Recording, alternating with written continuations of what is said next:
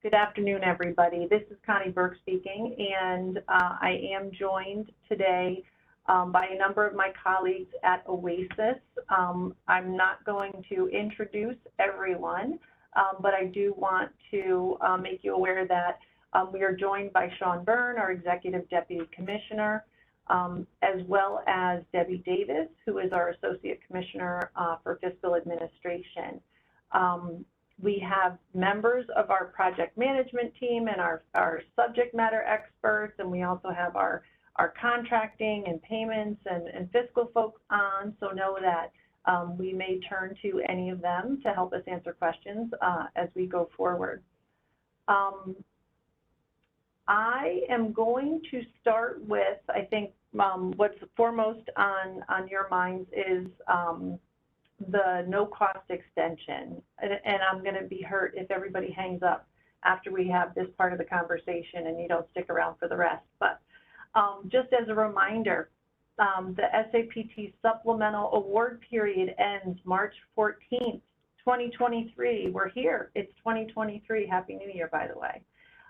And with the end of the award period, we are looking at how much folks have spent, where we're at with our dollars, and have had to make decisions around how to manage the no-cost extension. So I did mention last time we were together that we did get an approval for a no-cost extension, which is highly unusual on a block grant, but an exception that was made. And with that, it comes as a relief, right? Because some of our contracting happened a little bit later in the award period. So we want to make sure we have time to spend down the dollars that have been made available to us. So with regard to a number of initiatives going forward, we are looking at how much is still available on contracts and looking at the timing, making determinations in terms of how many months in some instances we will add to your award period. Know that there are a small number of projects that we are looking to wrap up sooner rather than later. So I want to talk about those with you now. And then with regard to your other projects, other initiatives, know that project management staff will join your meetings that you have with your subject matter experts to go into more detail with regard to how much time is being added based on the initiative. So most immediately, the telehealth awards that we issued, and just as a quick refresher, we had provided and issued an RFA so that providers could apply for dollars to purchase telehealth equipment and install that telehealth equipment. And we had a really great response from the field. We had, I think, initially intended to put about $1 million towards that effort, and we actually had requests that went up to $2.8 million for the telehealth RFA. We did award all of what was asked, so we did issue awards for $2.8 million. Folks have had about a year to spend down those dollars, and it was to purchase equipment, and even with the delay, due to COVID, by now we expect that people will have been able to purchase what they intended to purchase under telehealth. So those contracts are not going to be extended beyond March 14th, 2023. So that means if you have a telehealth award and you have not purchased your equipment yet, please do so. You need to make that purchase before March 14th, 2023, because the contract period will end at that point, and anything purchased after that date, we will not be able to reimburse you for. So if you've got anything left, if you haven't purchased yet, again, please complete your purchases and submit your expense reports.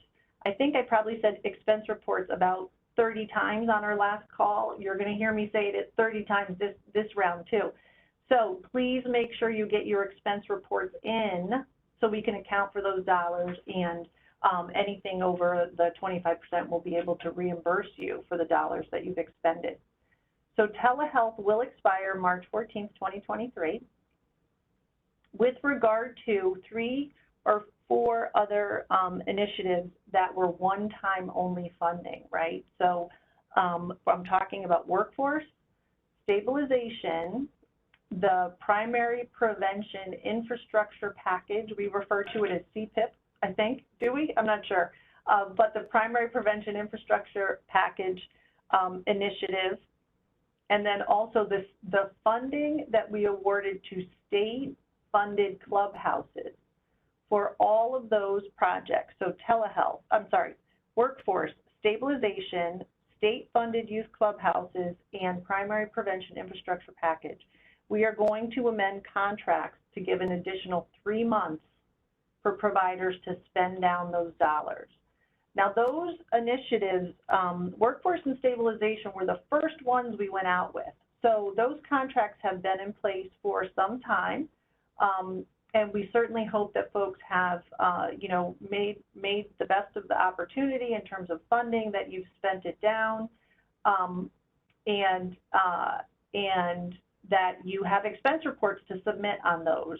If you have any dollars remaining, know that you'll have until June 14th, 2023 to spend that money, right? So we're going to amend your contract. You get an additional 3 months.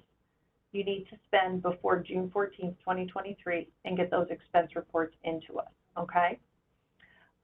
Those are all examples of one-time funding. We made the dollars available for a specific purpose. We want you to spend down the dollars and get those expense reports in. For the other initiatives, for the most part, they are like program opportunities, they're ongoing service delivery. So, we will provide additional time on those. And in some instances, we're looking to continue funding the work that you're doing down the line. So there's much more to come with regard to many of the other initiatives. Connie, this is Sean. Can I jump in here? Sure you can. Hi, folks. So thanks again for everybody joining this call. You might suspect that we're a little bit anxious about ensuring that we maximize the spending on all of this money. Quite specifically, our goal is to leave no dime behind. Spend it all before the last tick of the clock when we have an opportunity to spend it. We have a lot of providers where we have not gotten a single expense report. And it's almost not relevant how long you've had the contracts in hand. If you've had them in hand for 3 or 4 months, excuse me? Okay, if you've had contracts for 3 or 4 months, you should be submitting expense reports so that we know what spending has happened, even if you haven't spent all of the advance. Just get in the pattern and in the practice of regularly submitting an expense report to us every month, showing us the spending that you've done for the month that just ended. Because otherwise we're working in the dark.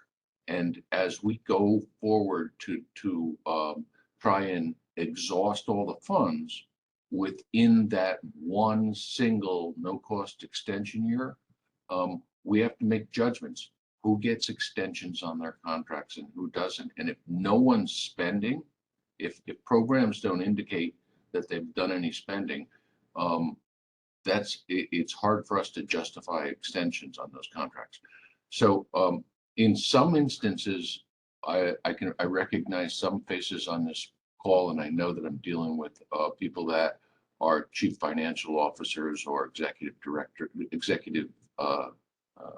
directors of programs, and in other instances, your staff. Please elevate this message in the organization that your program needs to be in the regular practice of submitting expense reports back to OASAS on these grants. Thanks, Connie. I'm sorry for the interruption, but I just really felt that even though you said it a couple of times already in this meeting, and you and Deb regularly say it, I just wanted to emphasize it again. Thanks. No, absolutely. Thanks, Sean. Sean, people may not know this, but Sean has a wealth of experience in grant management and can speak to, this process and the ins and outs of how it works. And so he's speaking from experience, and and is aware of our challenges, right? And, you know, all of us together in kind of keeping things moving and making sure the dollars are being used and we're accounted for and so on and so forth. Two things. One, I see folks are starting to post questions about initiatives, specific initiatives in terms of your extension. Know that outside of those projects that I've mentioned, we're looking at, you know, likely 6 or 9 month extensions on these other initiatives, okay? And again, we will talk with each of the initiative providers to clarify that in the coming weeks when we meet with you. So two, a question came up with regard to how is this contract amendment going to happen? So I know that somebody posed that, and that was going to be our next topic. I see Debbie's got her hand up, and she's ready to roll with that information. That was a great lead-in. So we're going to be doing these in batches because, you know, just to share with you that right now our universe of budgets that have been executed across all of the provider budgets and all the initiatives total over 900. And so as we are doing these amendments to recognize that the contract is changing significantly. So we are going to remind you of the process you originally had in many ways. So you will receive an email, and that email will give you instructions that says your master contract page needs to be, you know, just updated with your payment address, your contracting mailing address, your exemption status. Also, there's a master contract page that requires your signature, and it needs to be notarized, recognizing that now your contract has been amended to be a different time. It's no longer going to end on March 14th, 2023. It will end, you know, at another time period. But also this requires that your vendor responsibility questionnaire is filled out. If you did it before, just fill it out again because it has to be done every 6 months. And for all of these contracts, that was done well 6 months ago. And also in Grants Gateway, you have to make sure that your document vault status is pre-qualified or available. So all of those things that you normally do for contracts, now that we're amending it, has to be redone again. I get that it's tiresome and bothersome, and but that's why we're doing it in batches, and we will, you know, give you instructions. The most important thing is that you reply immediately. That's why I think, you know, it was important for Sean to say, make sure that whoever he needs to hear this message today hears it. So if your chief financial officer or your people who deal with your contracts is not on this call, please send them an email. You could be typing it as I'm talking right now to say, when you get this email from OASAS, right, that has your amended contract, please turn it around immediately, because if you don't, then your end date is still March 14th, 2023, right? So, and we're trying to extend for some of these, right? And so it's really important to get that turned around. So obviously the first batches will be the ones that are changing and extending by 3 months, which will be your workforce, your stabilization, your primary prevention infrastructure, and the state youth clubhouses. So those will be the original ones that will go out. And so, you know, anything we can do to help you, obviously we're here for that. But, you know, for your contracts and financial folks, I mean, they've kind of been through the process. And the good news was, you know, early on back in March, we heard your constructive criticism that why do we have to do snail mail? Why do we have to put this through the mail and wait? So no longer doing that. All you have to do is respond to our email, sign that stuff, and send it to us in email, you know, and then we get it. Then we do our execution part, and you know, you'll have that. So that's really what I wanted to say about that. And so a couple of things I want to reiterate. You need to have your amended contract executed before March 14th, 2023. So know that we are all hands on deck, making sure that we are processing those contracts and getting them to you, because we have to have it back and fully executed before March 14th. Okay, so I love when Debbie's like, you should be typing right now, sending to your CFO like, hi, look out for this email, it's coming, okay? Because we need you guys to like process those right away. We don't want a situation where you haven't gotten it back to us, the contract expires, and then you're saying, hey, I want to submit for these expenses, and we're like, you don't have a contract, right? So we don't want that to happen to anyone. So we're trying to make clear what our process is. So make sure that you get those executed, and I just want to remind people, it's signed and notarized, right, Debbie? Yes, yes, that signature page has to have the signed and notarized, yeah. Okay, so don't just have your CFO sign it and send it back and be like, phew, we're done, because then when we go to process it, we're gonna see it's not notarized, it's gotta go back, blah, blah, blah, blah, blah. Let's do it like perfect the first time, right, to save time and to be super efficient. And if you okay, know, so I'm just going to add one more thing, Connie. If you know, if you happen to have a change in your staff, right, we're going to email who we have always been emailing. But if you know that your contracts person or your chief financial officer has changed, please send that information, to the COVID funds mailbox. And that way we'll know that we need to be sending it to a different email contact. yeah, and you guys, when in doubt, like reach out. Oh, I just made that up. When in doubt, reach out. Like communication is key here, right? Let's make sure that we have open communication, that if you guys have questions, you're asking, and, we're getting back to you. We have our project management team monitoring the mailbox. Debbie and I are very involved in everything that's happening with the SAPT supplemental work. Let's keep our communication channels open. That's what we're doing with these monthly meetings. That's why we have the COVID funds mailbox, et cetera. Okay, so we know what's happening with the no cost extension. I do want to comment, there was a question that came in. If you received, so I'm going to transition to SQUAD or Stabilization 2.0. So great news there. In that we had initially planned to fund, I think it was $20 million worth of support through Stabilization 2.0. We actually have identified additional dollars. So this is part of our work, right? Where spending isn't happening or dollars have not been fully utilized, we're looking for opportunities where we can make use of those dollars, right? So Stabilization 2.0 is a great example of that, where we identified where dollars hadn't been spent and we're trying to get them back out to you so that you guys can use them.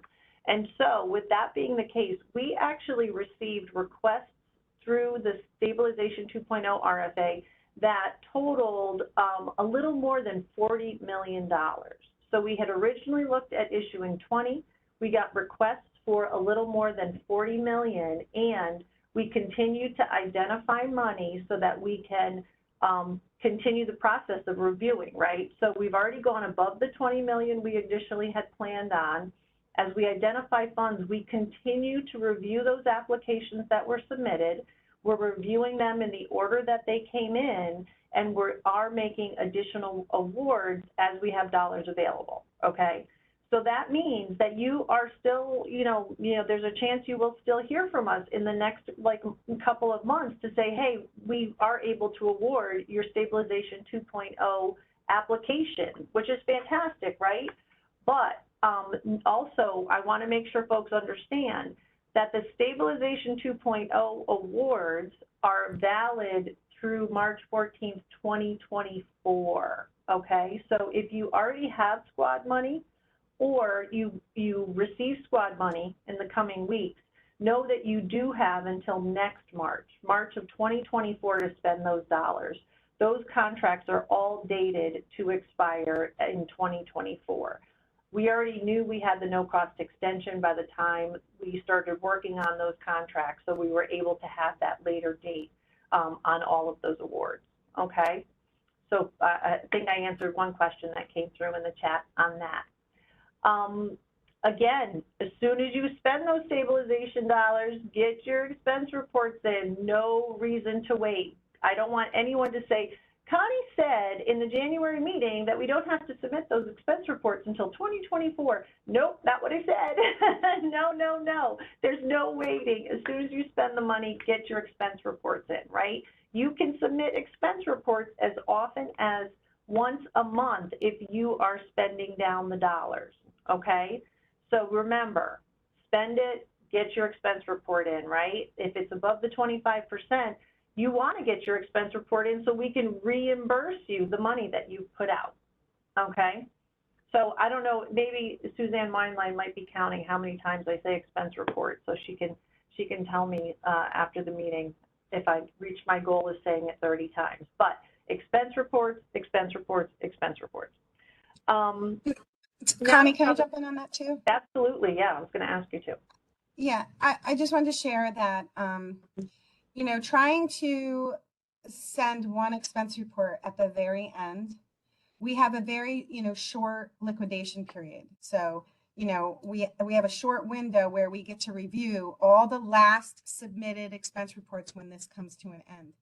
And if there's any ambiguity, any issue, it leaves us a very small amount of time to try to work that out with you. And if we can't work it out with you, if you can't get us sufficient documentation in that time frame, then you could lose a lot of money. This is why we're saying to you, please submit monthly expense reports. Get yourself in the rhythm of doing that, regardless of what the amount is. Not a zero amount expense report, because expense reports are meant to show us that you spent something. You know, but so, you know, just send it as soon as you've got expenditures, you know, for that month, and don't wait to the end. It's really not, you know, a good business acumen to safeguard our ability to reimburse you. That's, you know, and the other part is, it also is, if you didn't spend all of your funds, we have to have time where we can, you know, receive your check back of advanced funds. That's what happens. If you haven't spent your advance. Yeah, yeah. And you guys, like, I am like very, very acutely aware of the fact that we are asking you to kind of do business in a way that's different from how we work when it comes to the state aid, where you would wait until the end of the year. Now we're saying, no, we're going to have you guys do it a different way, and it's going to, you know, and we're asking you to submit more frequently. So I understand you guys are probably like, which funding stream? How am I supposed to do this? Who's issuing the contract, and how do I manage this? I totally understand that there's a lot going on, and you know, there's slight nuances depending on the funding stream in terms of what's allowable, what's not allowable, and all of that. So it's a lot to try to you know, keep straight. That's why, again, communication is super important. And you know, if in doubt, reach out. That's not what I said before. I can't remember what my cool saying was, but anyway, make sure that you know, ask questions, right? It's always better to ask a question up front, and we can make sure things are done correctly the first time, as opposed to sending it in and then, you know, the back and forth that ensues. Okay, so I think that I've covered the topics that we had identified to talk to you about. I know there's some questions coming in the chat, and one of them I will read aloud, and Debbie's team can answer. If we need to do a budget modification, should we do that as part of the amendment, or do it separately, and what's the process? The budget modification can be done at any time, and the process is that you would email your request to the budget mailbox. The limitation that you have, the only restriction you have about making a budget modification is you can only move, you know, your budget between the allowable categories that were identified in your original budget, you know, that's part of the original contract. So meaning there were certain initiatives that didn't allow for agency admin. So you would never be able to make a budget modification to get agency admin, because that wasn't a part of that initiative. And but if it was a part of the initiative and you wanted to make a request to move money around, then you can make that at any time. And I will open it up to my staff, either Tara I guess, Tara, if there's anything else you would like to add about that I missed.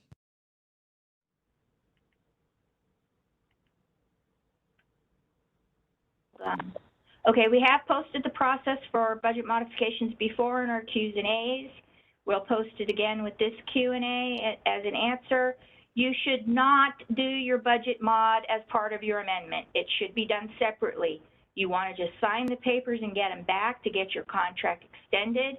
Anything else will slow the process down. So after you can do the budget mod at any time, but do not do it with your extension signature. But we'll post the process again. Great. All right. There's a question about expense reports for supplemental 2.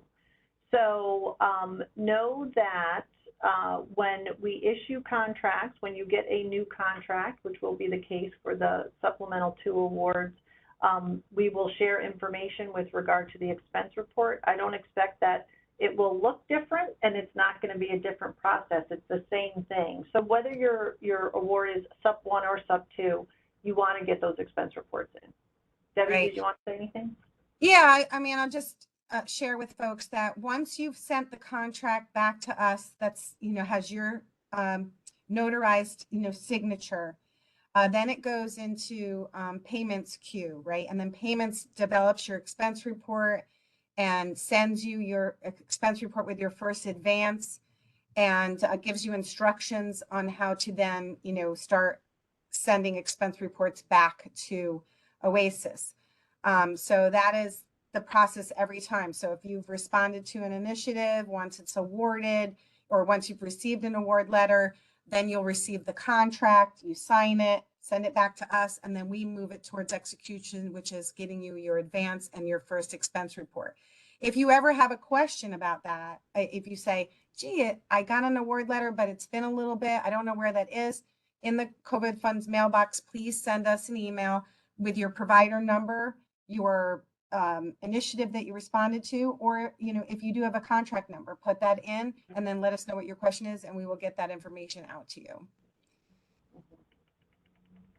Yeah, I mean, and that's a good point to raise. Like, if you had gotten the award letter previously and you're not sure. The other thing that we've seen happen too is, staffing changes, right? And so we've had new administrators come in and say, oh my gosh, I didn't even know I had this award or I had these dollars to spend. So if you need, some clarification or confirmation of your award dollars or what your agency has received, please reach out to us on that. Let's see. So I just want to reiterate for folks that there's a small handful of projects that will be getting a 3-month extension. I'm responding to something that came in the chat. So please know that workforce stabilization, state-funded youth clubhouses, and primary prevention infrastructure package contracts are going to get a 3-month extension.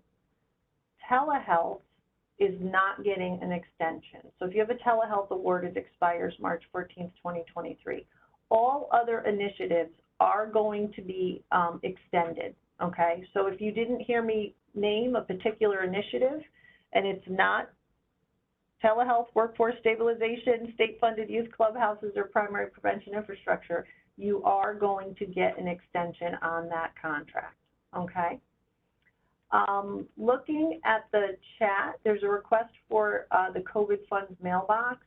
Actually, Suzanne Weinlein, would you mind putting the COVID funds mailbox in the chat?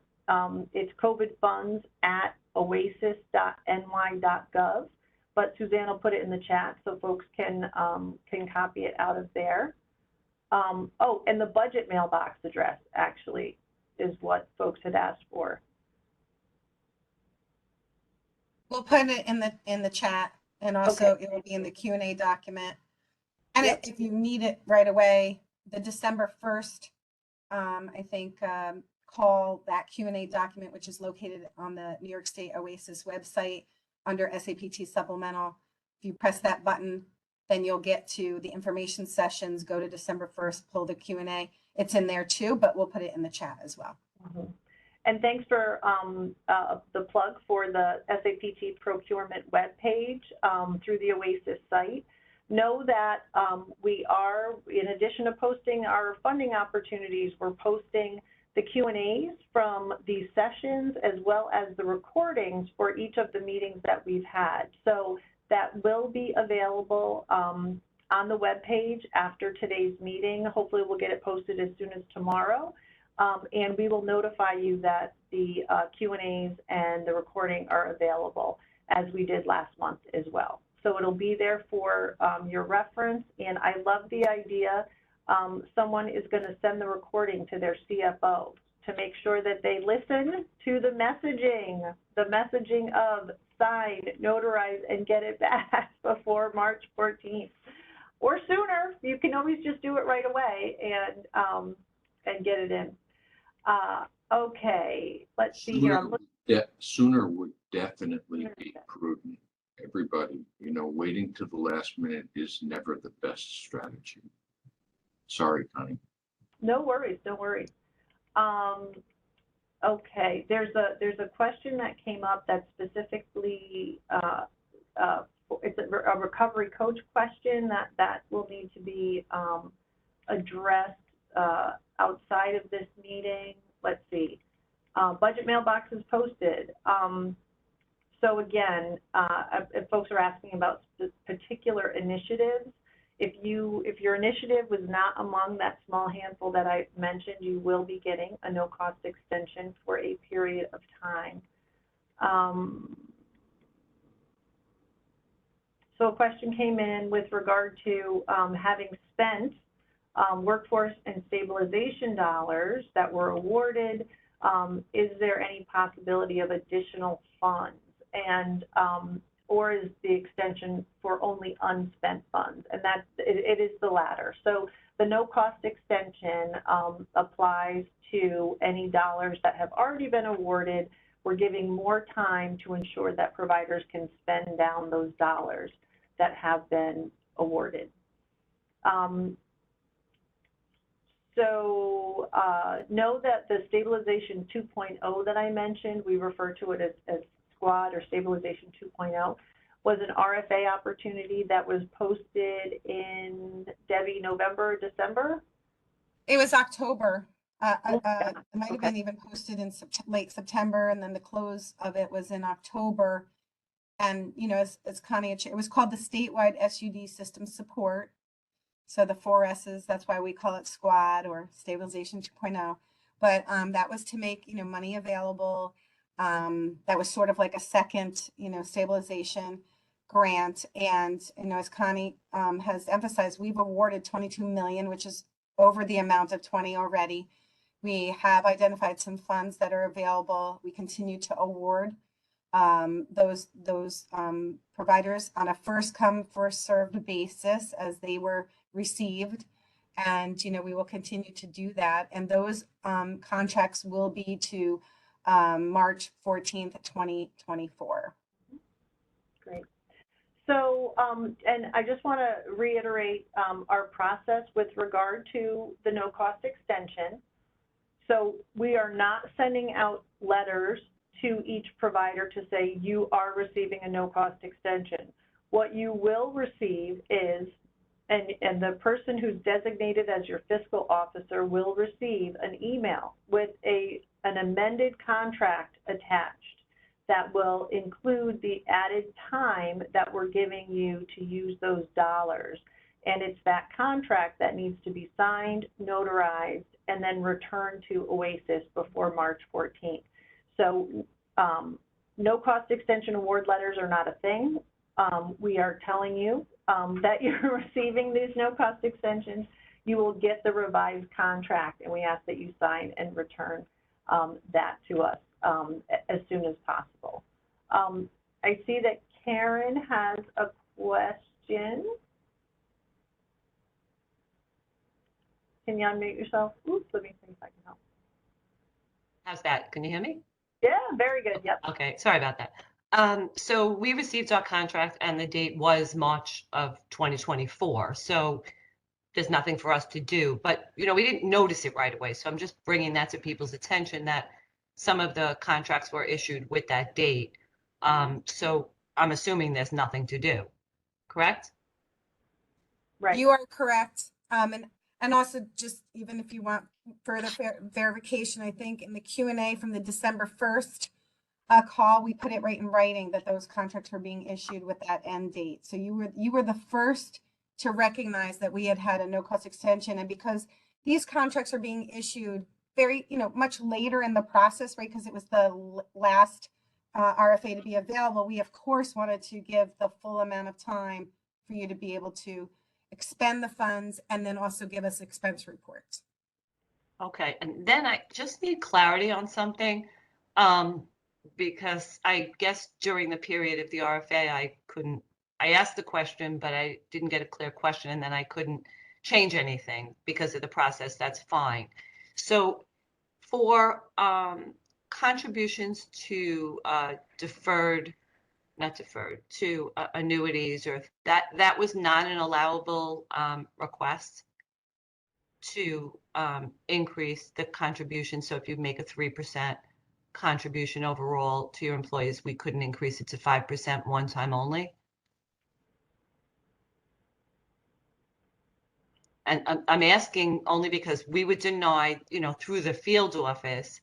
I initially, accepted the answer and then went back on the Q&A, and then I was confused, and then the contract was processed. Like everything happened very fast. But with the no cost extension, I think if it is allowed, I have the ability to do a budget mod because I'm still not clear on the answer. So we did answer some of these types of questions related to this I believe in the September 21st call. Yeah. And I'd have to go back because there were several things about, payments related to like pension payments and insurance payments for employees. So we will provide this in writing as a Q&A to this question that you just posed. Okay, thanks. So that you will have it in writing. Absolutely. Okay. All right. Yeah, I think when I initially asked the question, I didn't ask it correctly. So I will take, responsibility. But what I will do also is I will pose specifically what I'm asking it to the COVID funds mailbox so that we're clear, because I think I wasn't clear the first time. Yeah, no, that's great. I appreciate that. Or Okay, if you know it, you can put it in the chat right now so that it's just, because what we do is we get a printout of what's in the chat and we put that in our Q&A document and make questions. Perfect. I'll do that. I didn't put it in there because I wanted to be clear, but now that you know what I'm talking about, I'll put it in the chat. Yeah, Okay. That's awesome. Thank you so much. Thank you. Sounds good. Okay, other questions? Oh, I see a hand. Cassie. Hi, good afternoon. Cassie Forbes. I'm at Mountain View Prevention Services in Lewis County. So we don't have that much snow right now, but we probably will later today. Pardon my ignorance on some of this. I'm a new interim executive director. So I inherited a infrastructure grant from my previous predecessor. Knowing that and knowing my DFC work, this is all based upon already spent funds and then reimbursement of said funds, correct? So actually for the SAPT Supplemental initiatives, we issued 25% advances and then it's reimbursement based after that. Perfect. Well, I'm asking too because of our infrastructure grant. I know that, our workforce, we've submitted, I think back in October, but we have yet to receive all of that money that we had asked for. So we've been hesitant on giving our next round of, having them sign a paper saying you're going to stay for the year. We haven't done any of that for this year, kind of waiting on that funding to make sure that as we write it, it's going to pass through and it's going to make sense. And so we're not going to be out any money. So that was one of my questions, is how is that process coming through budgeting? As a small agency, we can't afford to prepay for a whole bunch of things and then not have that money kind of helping us out through and making sure that we're not going to be hit with something in the interim, I guess is my question. Hi, Cassie. That's a good question. So the workforce and stabilization expense reports are the most detailed and require the most documentation. And so probably, I'm assuming you've had a little back and forth on them, right? So it's, I know you might have started in October, right? So they are, I mean, they're challenging for us as they are with you. And we've been trying, you know, our best to make it as easy as possible, but they, you know, they had, you know, different restrictions on them. And so we are following a path. And I think that we have some good instructions out there now. And so they do sometimes get delayed because we are going back and forth with the provider, and then we put them into payments to get processed. And we are trying, you know, always looking at it and trying to make it more efficient. So, you know, stay communicating with us, and, you know, apologies for any of that. But I would say for the primary prevention infrastructure, I mean, those, I think, were about buying things, right? And so I don't know if you need to spend the money when you put an order in, but as soon as you have an invoice or something that indicates that, you know, you've made a payment, you can submit that against your advance. And I don't know if you've spent down your advance, but those are not the same as workforce and stabilization. The pain is not the same. So you would get that would move a lot faster. So I definitely recommend, I understand that like you're probably trying to figure out where to spend your time and things like that. I would highly recommend getting that done for primary prevention infrastructure, because you know, it's not reliant on how workforce and stabilization expense reports are getting paid back to you. We would be able to make you know, that a little bit faster. Awesome. Thank you for your clarification. It's all kind of new and crazy and not like federal DFC at all. So. So let's see here. A question about youth clubhouse block grant reimbursement. Is it the same as workforce stabilization grant form? So depending on the initiative, your budget form may have looked a little bit different, but the reimbursement form, I believe, and I'll, you know, defer to DFA, the expense report form is the same or similar. Is that true, Debbie and team? I'm sorry, say that question again. Is the expense report form that's used for initiatives the same across all initiatives, or is it tailored by initiative? Well, they're tailored by the initiative because they're going to have the initiative name on them. They're going to have, you know, that part. And then they are tailored if the allowable items related to the initiative have changed. Like I used an example, primary prevention infrastructure did not have agency admin, right? Because it was buying things, right? But most of the other ones did have agency admin. So there are, and you know, some have prevention, I think, blocked out because they're not prevention. I mean, there are slight differences. And so I think, you know, again, what we recommend is that if you've received an award letter, you will receive a contract. Once you sign that contract, then it goes to our payments folks, and then they develop that expense report to be sent to you. It also goes and it gets posted online at our SAPT Supplemental Funding Initiative section of the New York State OASAS website. If you go there, there's a list of all the projects that we have open and closed. And so the expense reports that are related to the ones that are closed, you know, you can go back and get an expense report there, you know. But if you think you're supposed to have an expense report for something you've been awarded and you don't have it, or you've lost it, you know, send us an email in our expense report mailbox and include your provider number and your contract number, and we'll get that to you. And I can put that in I'll put that in the chat as well, that mailbox. For the purposes of the clubhouses, whether they're the Native American or clubhouses in the tribal communities or the youth clubhouses, if they could copy Sam Koala, that way we can make sure they get what they need.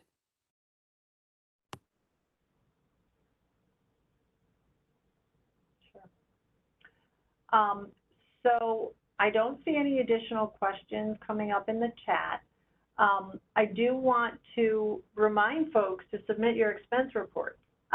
Hey, listen, one of the things that we're doing is actually monitoring contracts as they age and looking at whether or not we've received an expense report from a provider for a particular initiative. So I think that the number that we have that are, I think, Debbie, you're going to have to help me with the numbers, more than 180 days since we received an expense report. That number's over 300. So there are over 300 instances where the dollars have been made available, and it's been, if I'm doing the math, what is that, 6 months? And we have not gotten an expense from you yet for that project, okay? So know that we're really, you know, I know you're sick of hearing me say it, but I know, you know, we're harping on the need to get those expense reports in. But think about it too, you know, if you're completing an expense report for an expense that was completed, you know, 5 months ago, that's just, you know, it's just harder, right? Tracking down your paperwork, making sure you have the documentation you have to send in.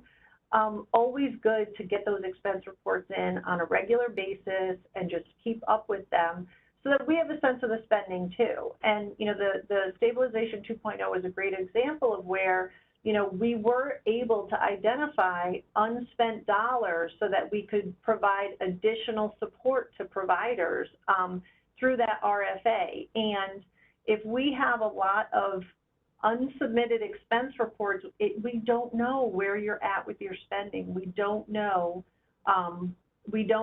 if you're really going to use those dollars, or maybe they're, you know, they're going to be dollars that we could pull back and we could reallocate somewhere else. So it really is like a huge team effort, making sure that we spend down all of this money that the feds have provided. So, and when I say team effort, I'm talking about all of us working on this to make sure that we're keeping things moving. So I know that Suzanne Weinlein and Adam Kirkman are reaching out to folks who have aged contracts for workforce and stabilization to say, hey, you haven't gotten an expense report in. They will continue doing that work. They will make mention with regard to other initiatives that we haven't seen expense reports on when they reach out. And, you know, the last thing we want to do, Sharon said this earlier, you know, the last thing we want to do is leave money on the table, right? We have these dollars. You all need them to support your programs and your staff and the service delivery. Let's use these dollars, okay? Let's be good stewards of this funding opportunity that we have, which is so highly unusual, right? I mean, how often does something like this happen, that we have dollars like this made available to us? So I am going to ask one more time if there are any questions, comments, New Year's wishes, anything. All right, folks. Well, again, Happy New Year. Thank you very much for joining. Remember that this recording will be posted to the SAPT Supplemental webpage along with a Q&A document that covers any questions that were asked during the discussion or included in the chat. And when in doubt, reach out. And remember, COVID funds mailbox, and you have budget mailbox, you have payments mailbox, you have so many mailboxes. Just send it in to one of the mailboxes. We'll sort it out and we'll get an answer for you, okay? So everybody take care. We'll talk to you next month. Have a good day.